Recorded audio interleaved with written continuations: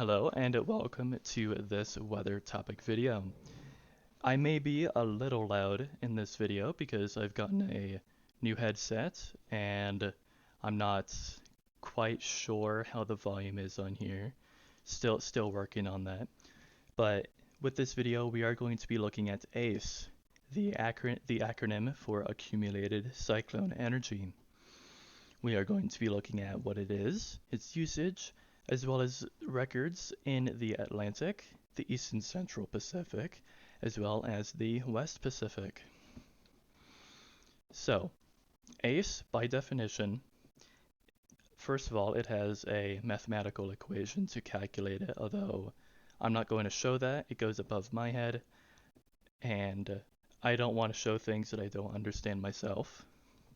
But ACE, again, definition, is the measurement of the amount of energy that a tropical storm has released.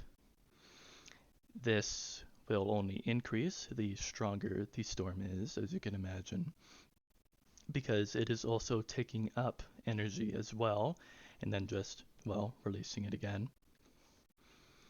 ACE was originally created, I believe it was by a Colorado State University professor. If I'm wrong on that, just correct me in the comments.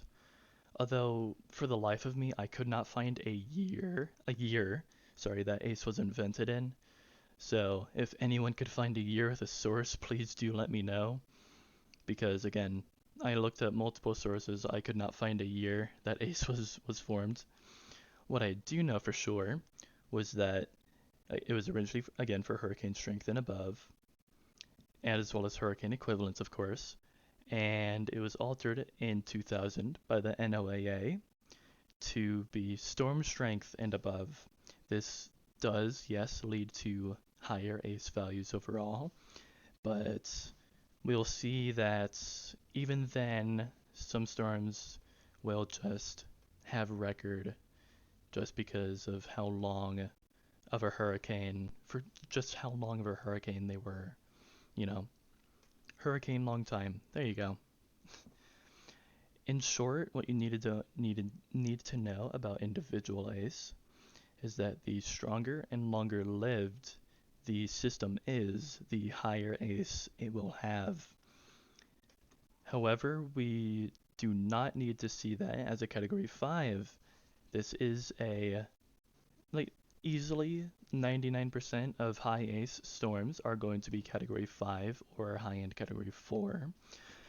But an example of one that was neither category 4 or 5, although it was category 4 for a short time, is the San Ciriaco hurricane of 1899.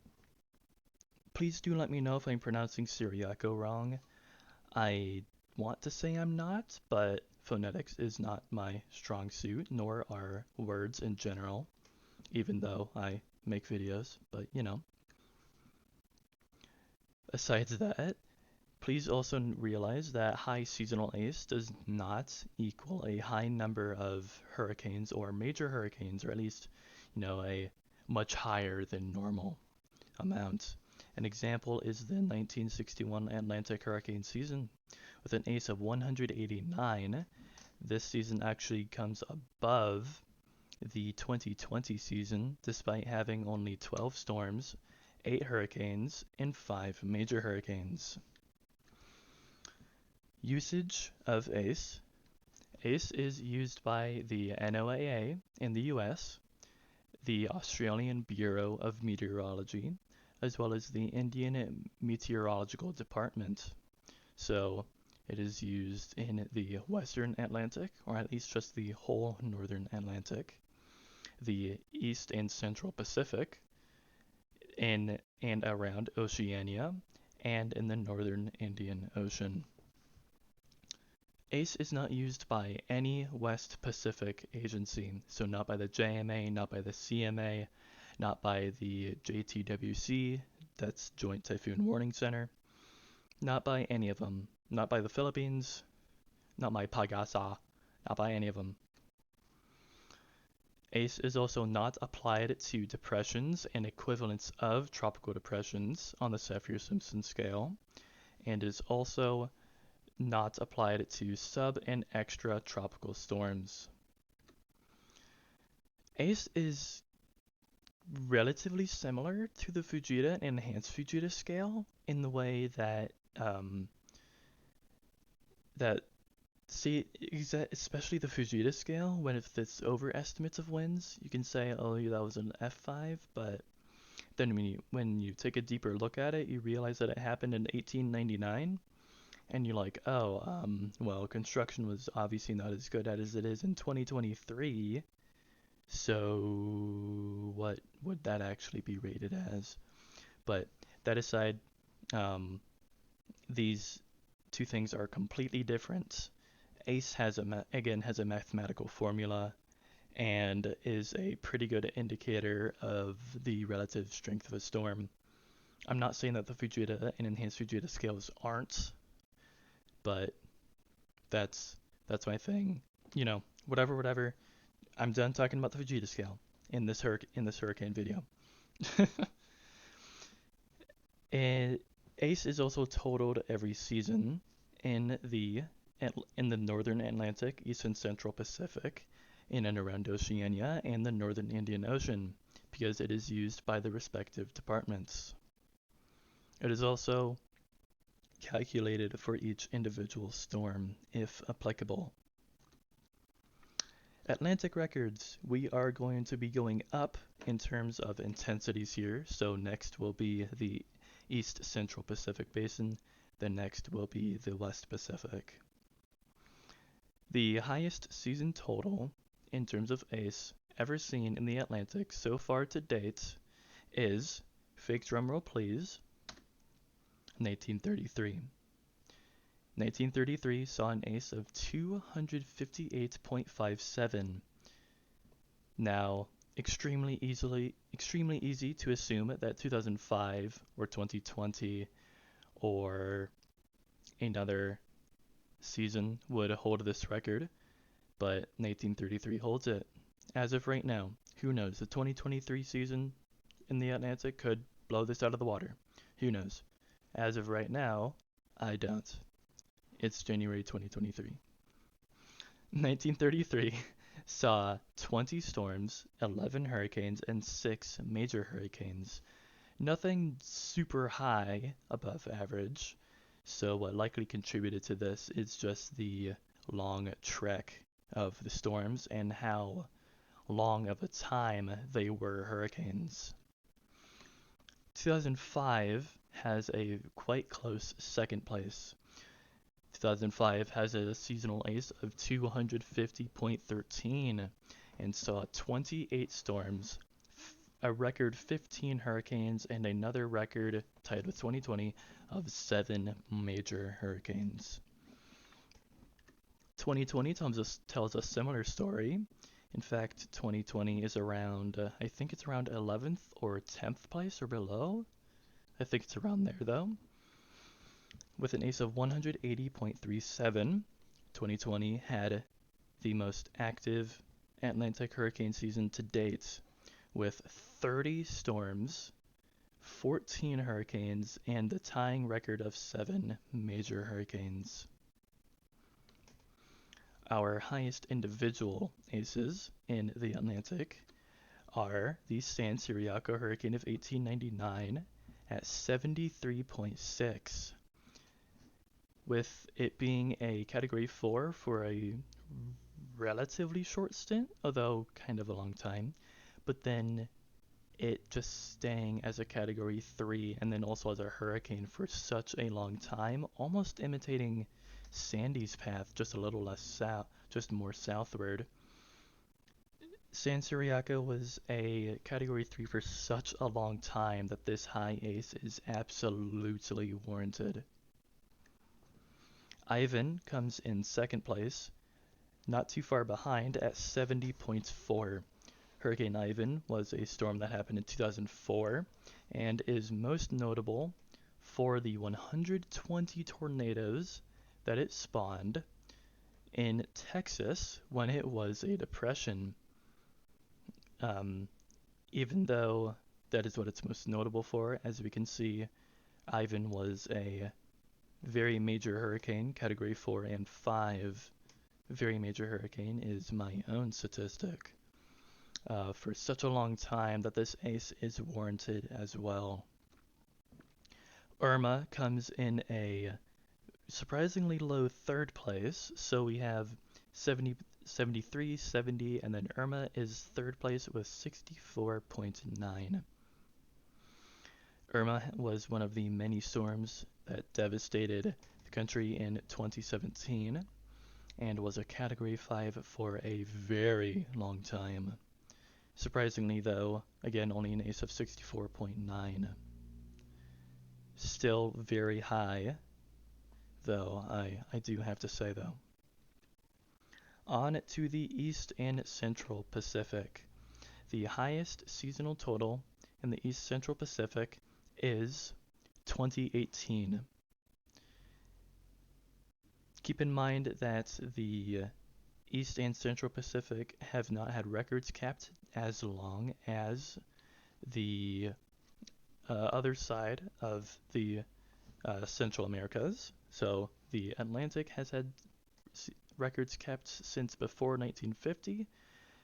The East Central Pacific reliable records started in like 1961, around that time. The Atlantic has had reliable records since, I mean, pretty reliable records for the most part since around the satellite age as well, but it's 1950. The HERDAT, which is a database for the Atlantic, I think 1873 was the first season added there, so a quite much longer time. In any case, we're not talking about the Atlantic anymore. 2018 in the East Central Pacific saw an ace of 318. This season saw 23 storms, 13 hurricanes, and 10 major hurricanes. Now, 10 compared to 7 in the Atlantic may not seem like that much more, but in terms of the amount of energy released, that is a lot of energy being released compared from 7 Category 3 and above storms to 10 Category 3 and above storms. In second place comes the season of 1992 at 295. 1992 saw 27 storms, 16 hurricanes, and 10 major hurricanes. In third place is 2015. 2015 is where Hurricane Patricia, that I've talked about, comes from. Had an ace of 287 and tells a similar story as the previous two: 26 storms, 16 hurricanes, 11 major hurricanes. Now, looking at the highest individual aces, we are looking at 4 here. The first one is the highest ace globally. Hurricane and typhoon since it crossed the international date line, Ayok of 2006. Ayok was a Category 4 and 5 for a very, very long time. And this ace is absolutely warranted, as we'll see with other storms here. In second or first, looking at the East Pacific truly, is Fico of 1978. Fico was varying stages of a hurricane, anywhere from Category 4 to Category 1, of course, for easily 90% of its path. With an ace of 68.2, this is, yes, pretty far below Ayok, but I do not know very many systems that would even come close to Ayok. Maybe some typhoons would. In third place, I keep on wanting to say second, in third place is John. John, if I'm not mistaken, with an ace of 54, happened in 1994, is, again, not mistaken, the hurricane, or just the system that tracked the longest path of any hurricane, or of any system globally.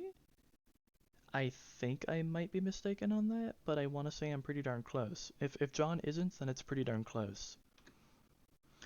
Besides that, in fourth place comes Kevin of 1981. Kevin had an ace of 52.1 and was, similarly to Fico, a hurricane for over 90% of its life. Finally, looking at the West Pacific, the most intense, the number one active tropical storm producer in the world, we do not have any. You didn't see that. Just to let you know, we do not have any individual aces. This will be repeated at the very end here. Thankfully, the Colorado State University is recording the seasonal ace of the West Pacific, which I managed to stumble upon when I was looking at the 97 tropical storm season for the West Pacific, as it has the number one ace ever. If I did not find this source and I did not have this slide at all, I would have said that in the West Pacific you might find ace close to 500. Probably not into the 500s, but definitely getting there, right? Well, yes and no, because 97 shatters that out of the water. We got close to 600 ace, 570.4. 97 saw 47 depressions, 28 storms, and 16 typhoons. It also saw, if I'm not mistaken, it was a record 11 super typhoons. Super typhoon is, of course, from the JTWC, because of course it is, unofficial, and is for a typhoon with winds greater of 150 miles per hour. Please just make it 157. JTWC, please just make it Cat 5 only. Thank you. Thank you for taking the time to consider. They're not going to watch this. In 2004, we saw an ace of 480.6. 2004 saw 45 tropical depressions, 29 storms, and 19 typhoons. Lastly, this is not in third place. 64 is the closest to just above 300 I could find here. 403.1. 1964 is the most active tropical storm season globally to date ever. Who knows? Maybe the 23 typhoon season will break this record. I doubt it. 64 saw 58 depressions, 39 storms, and 26 typhoons. Again, we do not have any individual aces, unfortunately, for the West Pacific. I think that this really goes to show just how intense the typhoon seasons really are. Storms regularly reach close to 130, and many typhoons have been above Category 5, or I should just say Category 5 equivalents. So many more than what happened in both the Atlantic and the East and Central Pacific, possibly combined. I wouldn't doubt it. That really goes to show just how much more space there really is and how much warmer the waters are. Even if they may not be just by much, the Pacific waters are. In any case, that is all that I have for this video on ACE. I thank you all so much for watching. I hope you learned something, and I hope to see you in the next video. Once again, thank you so much for watching.